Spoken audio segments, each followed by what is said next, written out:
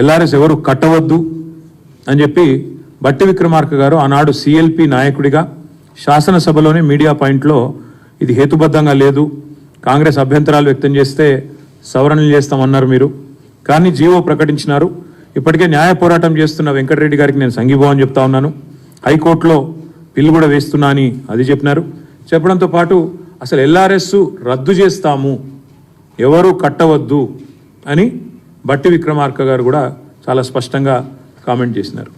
సరే, ఇక కాంగ్రెస్ పార్టీలో తలా ఒక నాయకుడు తలా ఒక మాట మాట్లాడతారు కాబట్టి ఉత్తమ్ కుమార్ రెడ్డి గారు ఆనాడు మాజీ పిసిసి ప్రెసిడెంటు, ప్రస్తుత మంత్రి గారు, ఆయన అన్న మాట ఏమంటే నో ఎల్ఆర్ఎస్ నో టీఆర్ఎస్, అసలు టీఆర్ఎస్ అనే పార్టీ ఉండకూడదు, ఎల్ఆర్ఎస్ అనేది కూడా మనం చేయకూడదు అని మాట్లాడుతూ ఉత్తమ్ కుమార్ రెడ్డి గారు ఏమన్నారంటే, ఆ రోజు మీకు వాళ్ళ వీడియో బయటలు కూడా చూపెడతాను మీకు నేను, ఆ రోజు అన్న మాట ఏంటంటే ఉత్తమ్ కుమార్ రెడ్డి గారు చాలా స్పష్టంగా టీఆర్ఎస్ను బహిష్కరించాలి, తెలంగాణకి వెళ్ళి ప్రజలెవరు ఎల్ఆర్ఎస్ కట్టొద్దు, కాంగ్రెస్ అధికారంలోకి వచ్చాక ఉచితంగా భూములను క్రమబద్ధీకరిస్తాం, ఉచితంగానే ఎల్ఆర్ఎస్కు ఏ ఫీజు లేకుండా చేస్తాము అని స్వయంగా ఉత్తమ్ కుమార్ రెడ్డి గారు అన్నమాట. ఒకసారి మీరు దయచేసి వారు ఏం మాట్లాడారో ఒకసారి నేను మీకు చూపెట్టే ప్రయత్నం చేస్తాను. ఇది ఎవరిది?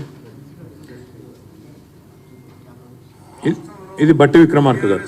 పార్టీకి సంబంధించిన నాయకత్వం కానీ రాష్ట్ర ప్రభుత్వం కానీ రాష్ట్ర ప్రజలపైన ఏదో రకంగా పెద్ద ఎత్తున పడి పన్నుల పేరు మీదనో లేదా ఇంకో దాని పేరు మీదనో వాళ్ళ రక్తాన్ని పీల్చాలనేటువంటి ఆలోచనతో రాష్ట్ర ప్రభుత్వం ఉంది. అన్ని రిజిస్ట్రేషన్లు ఆపి పెద్ద భయాందోళనకు గురి చేస్తా ఉన్నారు ఈరోజు రాష్ట్రంలో. మీరు ఎల్ఆర్ఎస్ కడితేనే రిజిస్ట్రేషన్ అంటున్నారు, రిజిస్ట్రేషన్ ఆపే హక్కు మీకెవడు ఇచ్చిందండి?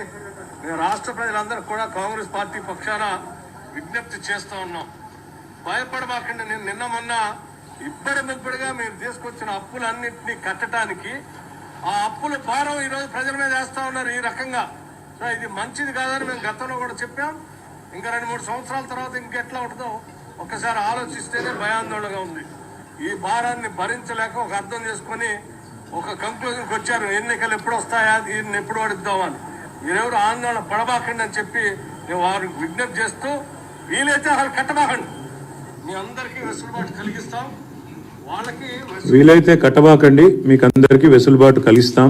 ప్రజల రక్తమాంసాలు పీలుస్తున్నారు. ఆనాడు ప్రతిపక్షంలో ఉన్నప్పుడేమో ఎల్ఆర్ఎస్కు ఫీజు కట్టండి అంటే రక్తమాంసాలు పీల్చేస్తున్నారని. మరి వాళ్ళ బట్టి విక్రమార్క గారు సమాధానం చెప్పాలా? మరి మీరు కూడా ఇప్పుడు రక్తమాంసాలు పీలుస్తున్నారా, లేక ఫీజులు కట్టమని ఏదైతే సేమ్ మేము ఏదైతే ఫీజు చెప్పామో అదే పెట్టి మీరు మార్చి 31 లోపల కట్టాలని చెప్పి మెడ మీద కత్తి పెట్టి ఈ రాష్ట్రంలోని మధ్యతరగతి ప్రజల రక్తమాంసాలను తాగుతున్నారా చెప్పాలా?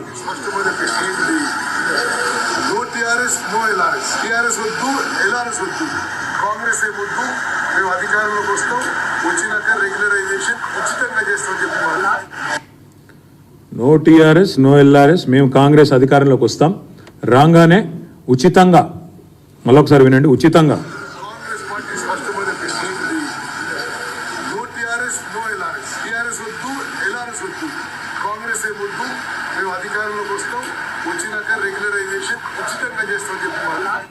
మేము అధికారంలోకి వస్తాం, రాగానే ఉచితంగా చేస్తాం. ఇది ఆనాడు ఉత్తమ్ కుమార్ రెడ్డి గారు. ఇది సీతక్క గారు.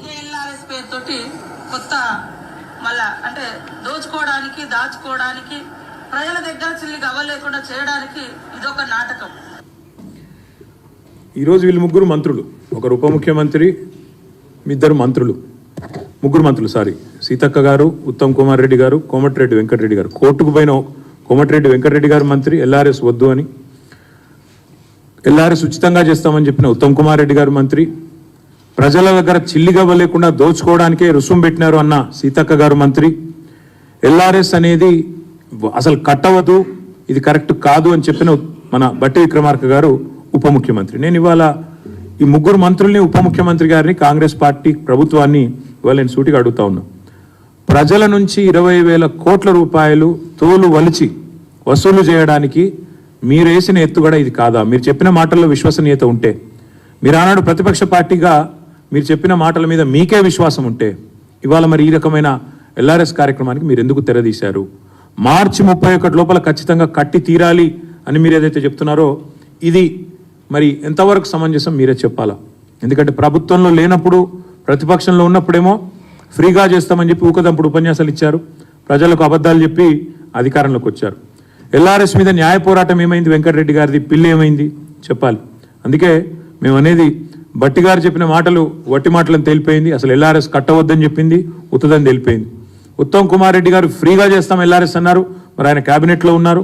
ఇవాళ ఆయన క్యాబినెట్, ఆయన ఏ మంత్రివర్గంలో అవుతున్నారో ఆ క్యాబినెటే ఎల్ఆర్ఎస్ కట్టాలని చెప్తా ఉంది.